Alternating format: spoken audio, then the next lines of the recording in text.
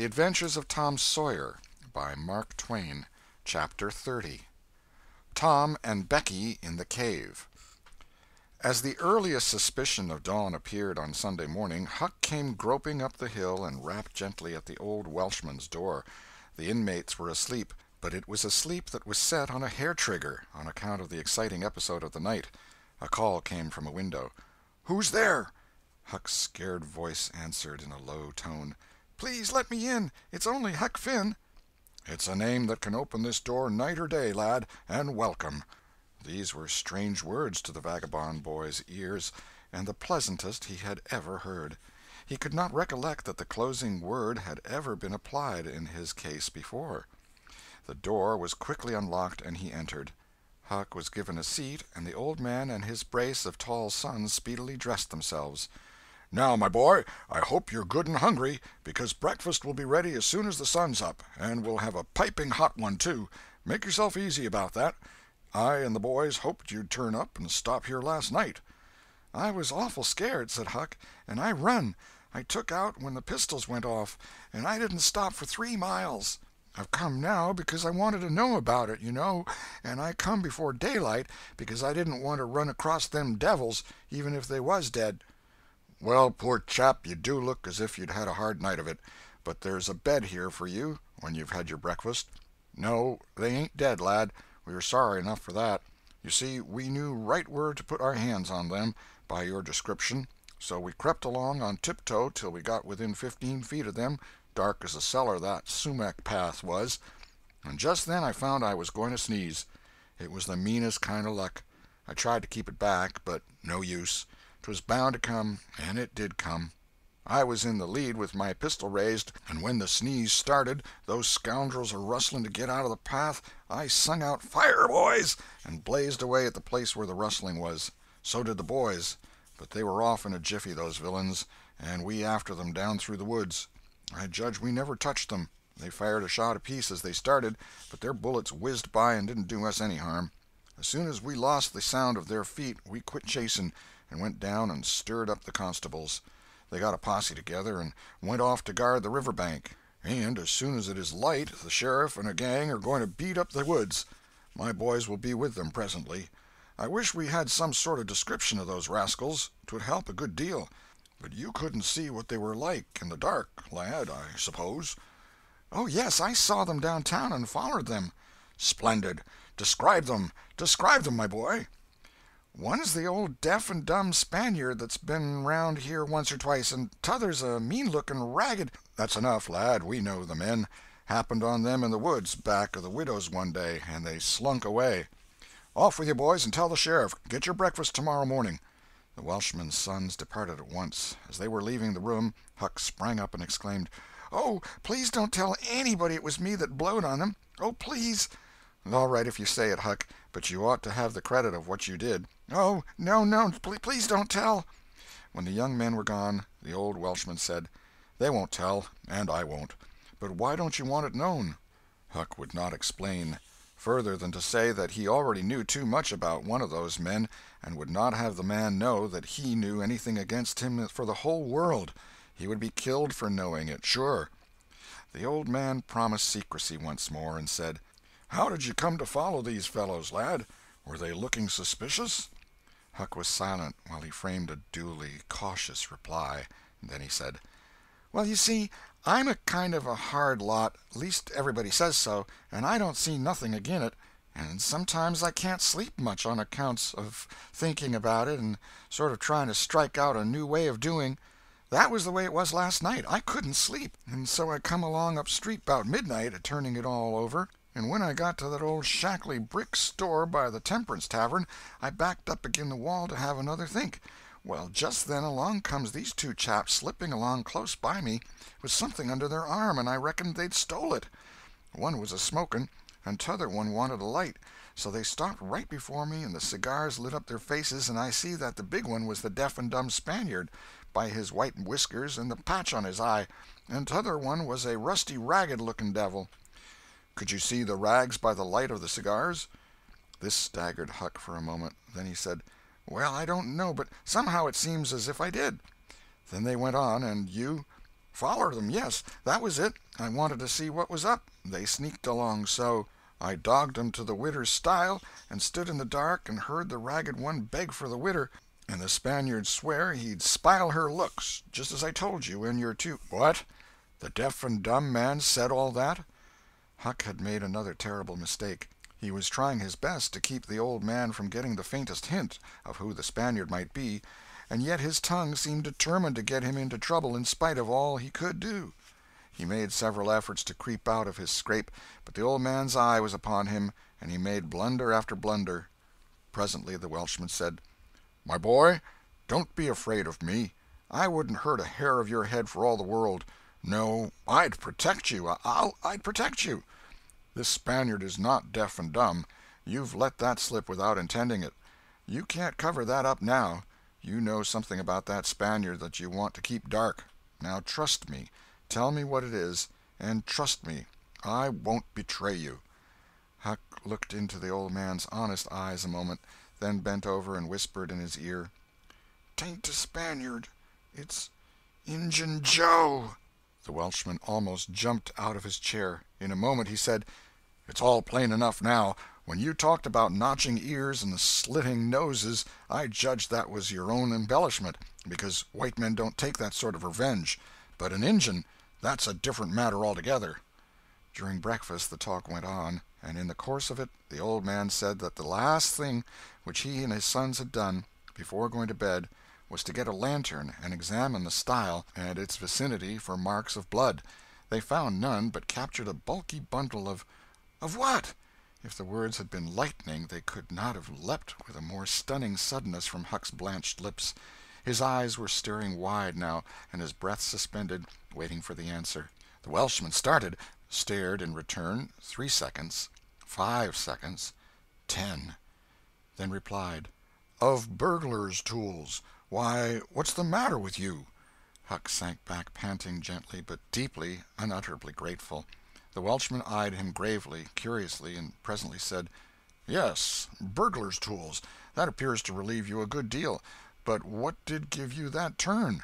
What were you expecting we'd found?" Huck was in a close place. The inquiring eye was upon him. He would have given anything for material for a plausible answer. Nothing suggested itself. The inquiring eye was boring deeper and deeper. A senseless reply offered. There was no time to weigh it. So, at a venture, he uttered it, feebly: "Sunday school books, maybe?" Poor Huck was too distressed to smile, but the old man laughed loud and joyously, shook up the details of his anatomy from head to foot, and ended by saying that such a laugh was money in a man's pocket, because it cut down the doctor's bills like everything. Then he added: "Poor old chap, you're white and jaded. You ain't well a bit. No wonder you're a little flighty and off your balance. But you'll come out of it. Rest and sleep will catch you up all right, I hope."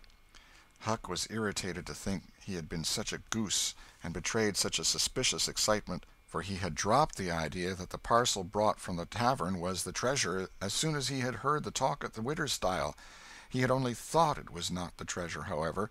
He had not known that it wasn't, and so the suggestion of a captured bundle was too much for his self-possession. But on the whole he felt glad the little episode had happened, for now he knew beyond all question that that bundle was not the bundle, and so his mind was at rest and exceedingly comfortable. In fact, everything seemed to be drifting just in the right direction now. The treasure must be still in number 2. The men would be captured and jailed that day, and he and Tom could seize the gold that night without any trouble or any fear of interruption. Just as breakfast was completed there was a knock at the door. Huck jumped for a hiding-place, for he had no mind to be connected even remotely with the late event. The Welshman admitted several ladies and gentlemen, among them the widow Douglas, and noticed that groups of citizens were climbing up the hill to stare at the stile. So the news had spread. The Welshman had to tell the story of the night to the visitors. The widow's gratitude for her preservation was outspoken. "Don't say a word about it, madam. There's another that you're more beholden to than you are to me and my boys, maybe, but he don't allow me to tell his name. We wouldn't have been there but for him." Of course this excited a curiosity so vast that it almost belittled the main matter, but the Welshman allowed it to eat into the vitals of his visitors, and through them be transmitted to the whole town, for he refused to part with his secret. When all else had been learned, the widow said, "I went to sleep reading in bed and slept straight through all that noise. Why didn't you come and wake me?" "We judged it weren't worth while. Those fellows weren't likely to come again. They hadn't any tools left to work with, and what was the use of waking you up and scaring you to death? My 3 negro men stood guard at your house all the rest of the night. They've just come back." More visitors came, and the story had to be told and retold for a couple of hours more. There was no Sabbath school during day school vacation, but everybody was early at church. The stirring event was well canvassed. News came that not a sign of the 2 villains had been yet discovered. When the sermon was finished, Judge Thatcher's wife dropped alongside of Mrs. Harper as she moved down the aisle with the crowd, and said, "Is my Becky going to sleep all day? I just expected she would be tired to death." "Your Becky?" "Yes," with a startled look. "Didn't she stay with you last night?" "Why, no." Mrs. Thatcher turned pale and sank into a pew, just as Aunt Polly, talking briskly with a friend, passed by. Aunt Polly said, "Good morning, Mrs. Thatcher. Good morning, Mrs. Harper. I've got a boy that's turned up missing. I reckon my Tom stayed at your house last night, one of you, and now he's afraid to come to church. I've got to settle with him." Mrs. Thatcher shook her head feebly and turned paler than ever. "He didn't stay with us," said Mrs. Harper, beginning to look uneasy. A marked anxiety came into Aunt Polly's face. "Joe Harper, have you seen my Tom this morning?" "No, ma'am." "When did you see him last?" Joe tried to remember, but was not sure he could say. The people had stopped moving out of church. Whispers passed along, and a boding uneasiness took possession of every countenance. Children were anxiously questioned, and young teachers. They all said they had not noticed whether Tom and Becky were on board the ferryboat on the homeward trip. It was dark. No one thought of inquiring if anyone was missing. One young man finally blurted out his fear that they were still in the cave. Mrs. Thatcher swooned away. Aunt Polly fell to crying and wringing her hands. The alarm swept from lip to lip, from group to group, from street to street, and within 5 minutes the bells were wildly clanging and the whole town was up. The Cardiff Hill episode sank into instant insignificance, the burglars were forgotten, horses were saddled, skiffs were manned, the ferryboat ordered out, and before the horror was half an hour old 200 men were pouring down high road and river toward the cave. All the long afternoon the village seemed empty and dead. Many women visited Aunt Polly and Mrs. Thatcher and tried to comfort them. They cried with them, too, and that was still better than words. All the tedious night the town waited for news. But when the morning dawned at last, all the word that came was, "Send more candles, and send food." Mrs. Thatcher was almost crazed, and Aunt Polly also. Judge Thatcher sent messages of hope and encouragement from the cave, but they conveyed no real cheer. The old Welshman came home toward daylight, spattered with candle grease, smeared with clay, and almost worn out.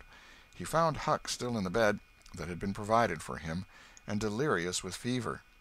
The physicians were all at the cave, so the widow Douglas came and took charge of the patient. She said she would do her best by him, because whether he was good, bad, or indifferent, he was the Lord's, and nothing that was the Lord's was a thing to be neglected. The Welshman said Huck had good spots in him, and the widow said, "You can depend on it. That's the Lord's mark. He don't leave it off. He never does. Puts it somewhere on every creature that comes from his hands." Early in the forenoon, parties of jaded men began to straggle into the village, but the strongest of the citizens continued searching. All the news that could be gained was that remotenesses of the cavern were being ransacked that had never been visited before, that every corner and crevice was going to be thoroughly searched, that wherever one wandered through the maze of passages, lights were to be seen flitting hither and thither in the distance, and shoutings and pistol-shots sent their hollow reverberations to the ear down the somber aisles. In one place, far from the section usually traversed by tourists, the names Becky and Tom had been found traced upon the rocky wall with candle smoke, and near at hand a grease-soiled bit of ribbon. Mrs. Thatcher recognized the ribbon and cried over it. She said it was the last relic she would ever have of her child, and that no other memorial of her could ever be so precious, because this one parted latest from the living body before the awful death came. Some said that now and then in the cave a far-away speck of light would glimmer, and then a glorious shout would burst forth, and a score of men go trooping down the echoing aisle, and then a sickening disappointment always followed. The children were not there. It was only a searcher's light. 3 dreadful days and nights dragged their tedious hours along, and the village sank into a hopeless stupor. No one had heart for anything. The accidental discovery just made, that the proprietor of the Temperance Tavern kept liquor on his premises, scarcely fluttered the public pulse, tremendous as the fact was. In a lucid interval Huck feebly led up to the subject of taverns, and finally asked, dimly dreading the worst, if anything had been discovered at the Temperance Tavern since he had been ill. "Yes," said the widow. Huck started up in bed, wild-eyed. "What? What was it?" "Liquor, and the place has been shut up." "Lie down, child. What a turn you did give me. Only tell me just one thing, only just one, please. Was it Tom Sawyer that found it?" The widow burst into tears. "Hush, hush, child, hush. I've told you before, you must not talk. You are very, very sick." Then nothing but liquor had been found. There would have been a great powwow if it had been the gold. So the treasure was gone forever, gone forever. But what could she be crying about? Curious that she should cry. These thoughts worked their dim way through Huck's mind, and under the weariness they gave him he fell asleep. The widow said to herself, "There, he's asleep, poor wreck. Tom Sawyer find it. Pity but somebody could find Tom Sawyer. Ah, there ain't many left now that's got hope enough, or strength enough either, to go on searching." End of chapter 30.